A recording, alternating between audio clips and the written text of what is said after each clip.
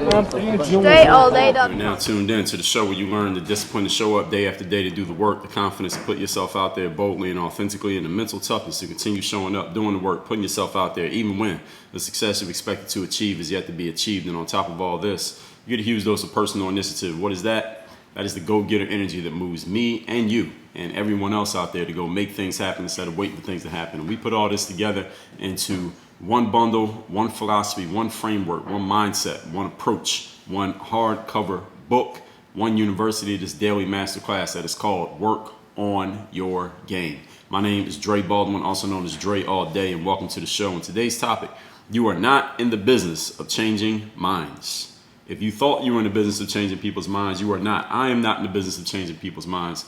We're in the business here, all of us actually in life are in the business of preaching to the choir. Now, I just told you in episode 1612 how to formulate an argument. And one of the keys of formulating an argument is for you to, first of all, acknowledge, one of the key things of formulating an argument is acknowledge the validity of the other person's points. Acknowledge the validity of their side and how they feel and what their opinion is. A lot of people are incapable of doing this, or they are unwilling to do it because they don't want to give any credence or credit to anyone with whom they disagree. And this is becoming a worse and worse problem as as we move on in life.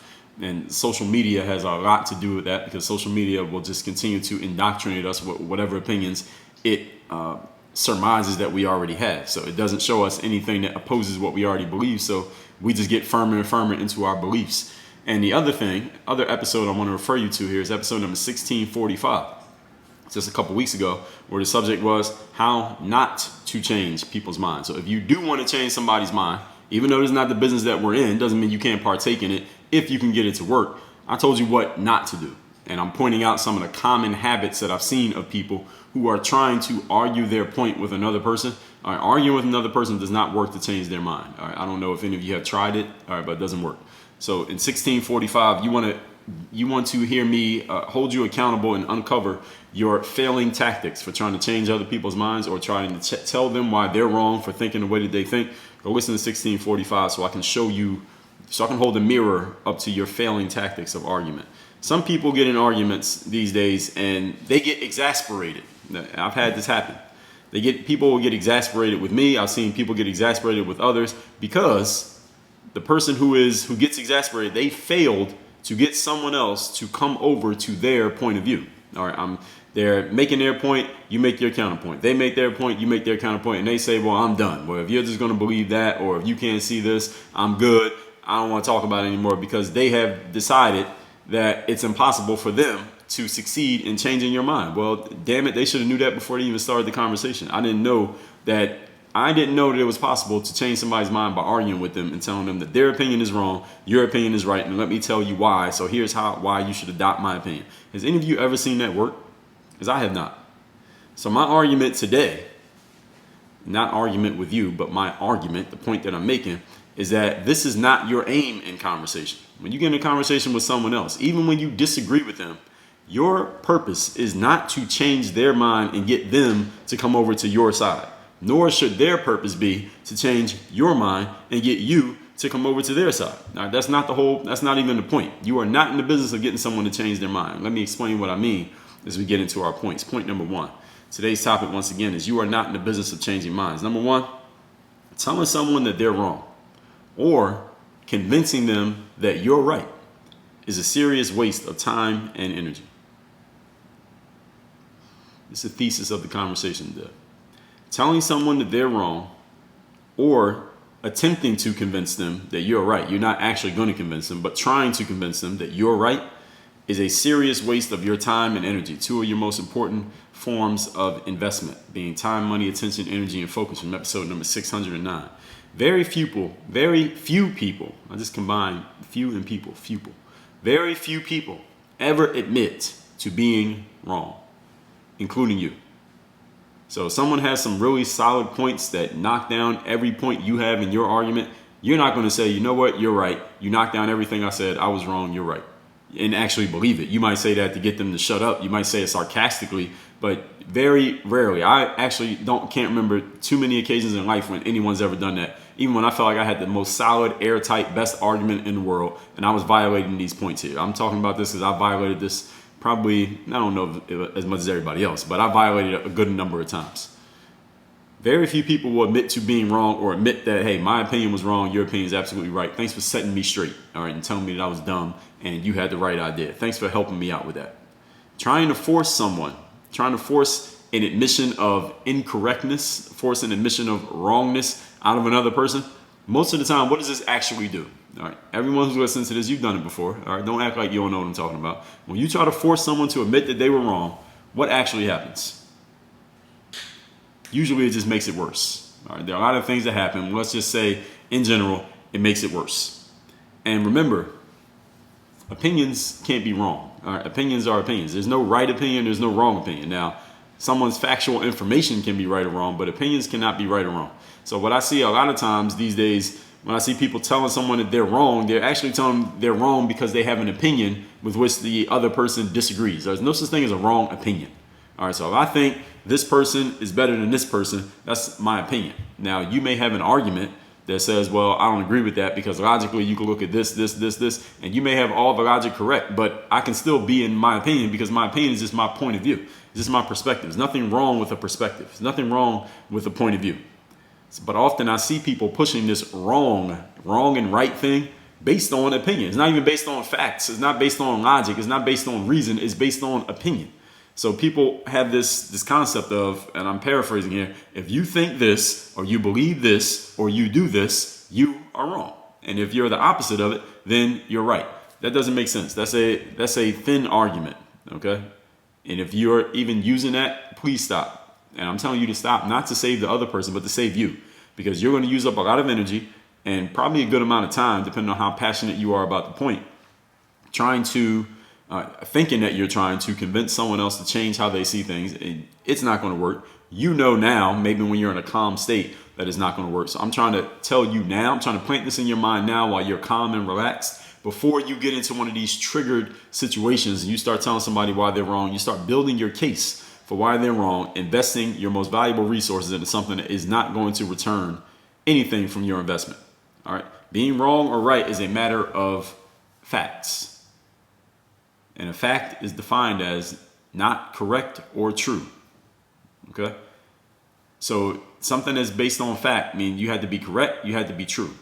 Or something can be incorrect. Not correct or true, as I said. A fact can be proven. That's the point that I'm making.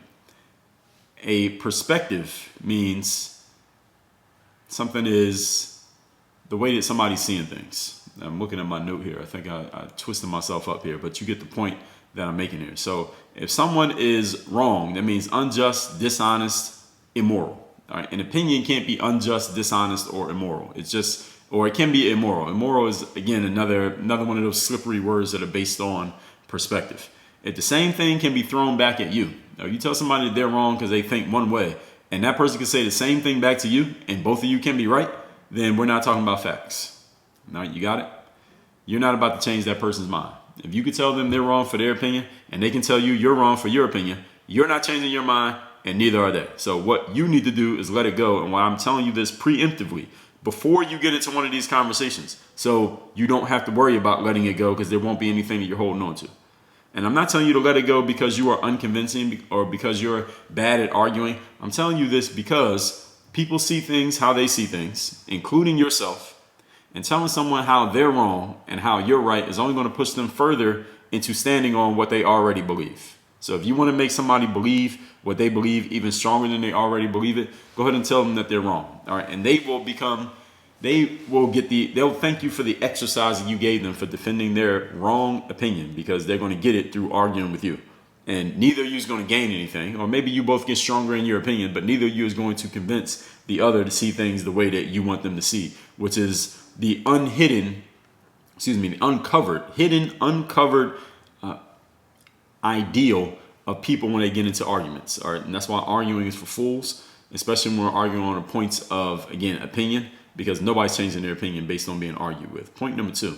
Today's topic, once again, is you are not in the business of changing minds. Nobody ever changes how they think because they've been forced to change. Nobody in the history of humankind has ever changed how they were thinking because someone forced them to change those thoughts.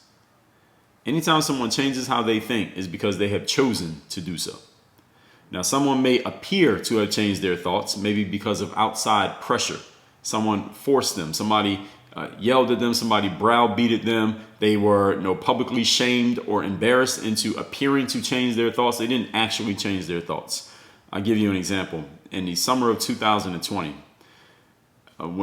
at the heat of the entire social justice uprising and civil unrest that was going on in the United States, NFL quarterback Drew Brees, quarterback of the New Orleans Saints, was interviewed on, I don't even know what network he was being interviewed on. I don't even know why they were interviewing Drew Brees, but they were interviewing him about something. And at the end of the interview, the person asking the questions asked Drew Brees, given all these things that are happening regarding social justice and civil unrest in America, when the NFL season does begin, and the NFL season was months away at this point, they asked him, Drew, when the NFL season begins, will you stand for the national anthem, or if the players are taking a knee, would you kneel for the national anthem? Now, Drew Brees is as white gets, in case you don't know who he is. But he's a quarterback, and a quarterback is the leader of a football team. Drew Brees is the leader of the New Orleans Saints football team. It has been for several years. He's won a Super Bowl there, well known and liked in the community and all that. And Drew Brees' answer was, I would not kneel for the national anthem because, and I'm paraphrasing him, he said, I would never disrespect the flag by kneeling during the national anthem. And he cited the fact that he had older relatives who had served our country in the military, and he felt it was a sign of respect to them to stand during the national anthem. And that was pretty much his answer. Now, some of you who are listening may disagree with that answer. Some of you who are listening may 100% agree with that answer. Here's the point, all right? It's an opinion. If you agree, that's your opinion. And if you disagree, that's also your opinion. Drew Brees offered his opinion. He answered the question and said, I will not kneel. He said, here's why. Let me give you an opinion. Here's my argument as to why I'm not going to kneel, because I feel, opinion. As soon as somebody starts talking about how they feel, they're giving you their opinion. It is disrespectful to kneel during the national anthem. But what happened this happened in 24 hours. I remember when this happened. A bunch of black athletes and actually some woke white people jumped on Drew Brees' ass all over social media and just obliterated him. They just obliterated him over the next, again, this only took about 24 hours for them to go all over Drew Brees and tell him that he was wrong for saying this. It was bad timing for saying what he was saying. All these things are going on that are hurting black people in America, that he was an asshole for saying this, that he's just exercising his white privilege, and some people are even calling him racist, and they were just taking all of his accomplishments and all the goodwill that Drew Brees had built up over his career in the NFL. He had never really done anything quote unquote wrong. There we go again. And they basically just canceling this guy out because of this. And I remember the night that I saw the quote, what Drew Brees had said. It was on social media, it was on Twitter and all of that. And I remember going to bed that night and I said, tomorrow morning he's going to get destroyed. Tomorrow he's going to apologize. I said he's going to apologize within 24 hours. I told Anna this, within 24 hours he's going to get held accountable, if you want to call it that. He is going to be publicly shamed and attacked so hard that he will have no choice but to apologize. And within 24 hours, that's exactly what he did. He apologized because of the way that he had been attacked. Now, I talked about this, the social justice, and many of the social justice warriors who attacked Drew Brees were white people. And I talked about this in episode number 1630, how the white social justice warriors are sending black folks backwards. You can go listen to that yourself to get my stance on that whole conversation, which we don't need to revisit for now. And the next day, Drew Brees came out as expected, and he apologized. And he said, well, no, he claimed ignorance on some things. I didn't know that these certain things were happening in the minds of black people. He's not black. I wouldn't expect him to know it. And some black people. He didn't say some. I don't think he said some black people. He just said black people in general, as if these loudmouth individuals spoke for all black folks, which they do not. But that wasn't even the point of his statement. But he came out, basically apologized, said he didn't know what he didn't know. He had talked to some of his teammates who were really hurt by the fact that Drew Brees said he wasn't going to take a knee during the national anthem, that they were hurt to their core because this guy said, I'm going to stand during the national anthem because I have family members who fought in the war and I feel it's respectful to them to stand. They were hurt by him saying that. again, go figure. We don't need to revisit those conversations from the summer of 2020. Hopefully, we never need to revisit them again, but I'm sure we will. But anyway, he came out and made this statement. Now, did Drew Brees kneel during the national anthem when the NFL season started? I actually do not know. So somebody can let me know, but I don't really give a damn whether he kneeled or not. The point is this. Did Drew Brees actually change his mind because of the pressure from the media and his teammates and other athletes and from the white social justice warriors? Did Drew Brees actually change his mind about that? Did Drew Brees decide that he no longer wanted to show respect to his family members by standing during the national anthem? Did Drew Brees decide that it's okay to kneel during the national anthem, even though up to that point in his life he had believed he was showing respect to his grandfathers and uncles or whoever it was in his family he cited by standing for the national anthem? Did he just change his mind on that? My belief is he absolutely did not. I don't think Drew Brees changed his mind. I think Drew Brees did what he needed to do politically to save his own ass, being that he is a white man living in America who has a job where he works with a whole bunch of young black people who were very, very strongly on this entire social justice thing at that time. And at the peak of it, right when it was first popping off and getting hot, he came out and said something that really pissed a bunch of them off. He did what he needed to do politically to save his own ass. That's what I believe Drew Brees did. I do not think he actually changed his mind. I don't think his opinion changed, especially based on what it was based on. Now, if he says something like, well, I just like to stand for the national anthem, that's just my thing, then maybe he could have changed that. But something that's based on his family and showing respect to people in his family who are dead and they represented the country and the way that he answered the question, I do not think Drew Brees changed his mind at all. I think he was forced to show that he changed his mind to get people to shut the hell up and get them to call off the dogs. The whole point here, we're still on point number 2 here. The topic, once again, nobody ever changes how they think because they are forced to, only because they want to. Even if it seems like somebody changed their mind through force, if the change actually happens, understand that the way somebody thinks can only be diagnosed inside of that individual. You can't assess the way another person is thinking. We only know how we think, and we can only judge. We can guess, or we can make assumptions about how another person's thinking, but we never actually know. So if somebody makes any change in how they're presenting themselves or what they're saying, like Drew Brees did, is because we're dealing with the force that's in front of us.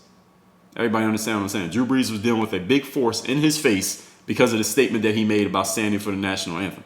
For example, I used to drive when I was early in my driving days. I'm talking age 18, 19-ish. I used to drive around with no seatbelt. I did not wear a seatbelt while I was driving. But then what happened is I got pulled over a couple times by cops who caught me without a seatbelt on, and they wrote me citations for not wearing a seatbelt. So nowadays, I always wear a seatbelt. Is it because I am afraid for getting into a crash and getting injured? Not really. I'm being honest with you. Not really. That's not the reason why I wear a seatbelt. I mean, that's a good logical explanation for why I wear a seatbelt, and it is a good thing. It is a smart thing to wear a seatbelt because of that, because an accident could happen, or I might need to slam on the brakes, and it'll keep me from ricocheting into the steering wheel or whatever the situation may be. That is a good logical reason. But the main reason why I started wearing a seatbelt consistently, now I'm just used to it. Now I'm used to wearing a seatbelt, so it's kind of like a habit, a discipline, so I don't think about it. It doesn't bother me anymore. The reason why I started wearing one because I was tired of getting those $179 citations that at 18, 19 I could barely afford to pay. That's why I started wearing a seatbelt. I just wanted to stop getting those tickets. So you understand that my thought process changed based on the force that was in front of me. That's why I changed the way I was thinking, and I changed my actions. Was the only thing that anyone outside of myself can measure. The action changed because of the force that was in front of me. I was acting out of my own self-interest, not because, I wasn't hurting anybody else by not wearing a seatbelt. The only person that would get hurt if I got in an accident without a seatbelt on was me. So I would have had to pay the price for my own choice. The reason why I started wearing the seatbelt was because it was hurting me in my pockets, all right, and money that I didn't even have, as I was saying. Point number 3.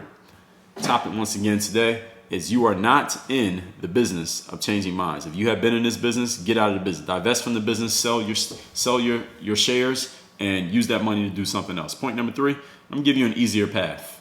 All right, instead of being in the business of changing minds. Go find people who already see what you see and who agree with you, at least in point, in whole or in point, they already agree with you, and do your work there. All right, in other words, as I talked about in episode number 1507, preach to the choir, dummy. That's the title of episode number 1507. Again, preach to the choir, comma, dummy. Find people who agree with you. Talk to them. The people on the fringes of agreeing with you, they will slowly come into your world. So some of you who listen to this show consistently, you agree with damn near everything that I said. Some of you agree with maybe 80%. Some of you agree with maybe 30% of what I say. The people at the 30% level, slowly but surely over time, I'm either going to bring you closer in because I said some other things that slowly bring you in and bring that 30% up closer to 100. And some of you who are at 30%, you're going to slowly get pushed away because some of the things that I'm saying are pushing you away from what I just said. Some of you who are, just heard me mention that social justice thing, are going to go back to listen to that episode that I said, and it's either going to bring you in closer or it's going to push you further away. I don't give a damn because remember, I'm not in the business of changing your mind. I'm in the business of speaking my piece and sharing it and giving my argument behind it, and whoever's in is in and whoever's out, get the hell out. That's the game that I'm in.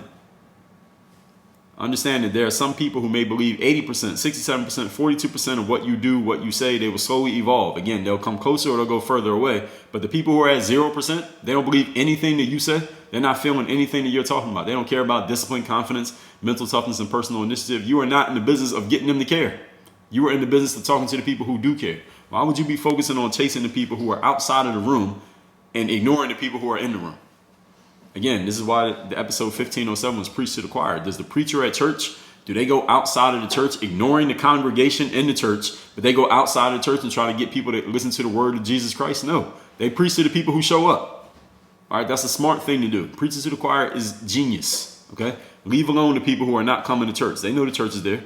If they want to be there, they be there. Let's recap today's class, which is you are not in the business of changing minds. Talked again, referring you to episodes 1612 and 1645, how to formulate an argument, how not to change people's minds. My argument today is that your aim in conversation, even with those with whom you disagree, is not to change their minds. Number one, telling someone that they are wrong or convincing them that you're right is a serious waste of time and energy because it will fail. All right, go try it again, and it's not going to work. Again, point number two, nobody ever changes how they think because they are forced to change, always because they want to. And even if it seems like someone changed their mind based on force, what they actually did was just do what they needed to do to serve themselves to get that force out of their faces. For example, I started wearing a seatbelt every time I operated a vehicle because I got tired of getting seatbelt tickets, not because I really cared that much about my own personal safety, believe it or not. Point number three, easier path in life. Find people who already see what you see and who already agree with you, at least in part, and work from there. All right, so the people who believe 95% of what you believe, you can sell them on that last 5% because you already have their attention. But the people who only believe 5% of what you believe, do not work on selling them because they're not bought into what you have. They're not willing to listen to you. They're not coming around. Don't go chasing them down. All right, leave those people alone. They're at 0%. They deserve to be at 0%. Focus on preaching to the choir. Do not preach to the heathens outside the church standing on the corner. Work on your game. Dre, oh yeah. If you haven't yet joined Work on Your Game University, what we do there is 3 specific things. Help you work on your game, develop your game like you hear about on this show every single day, how to apply these things tangibly. Secondly, how to show your game, get it out to the world so people know about it and they see you doing it and they know you're the one who has it. And third of all, get you the ROI. In other words, get you paid for your game, get the rewards, the results, the things that you deserve in exchange for the skills that you bring to the table. If you're looking for any or all of that, join us at workonyourgameuniversity.com. Work on your game. Dre, all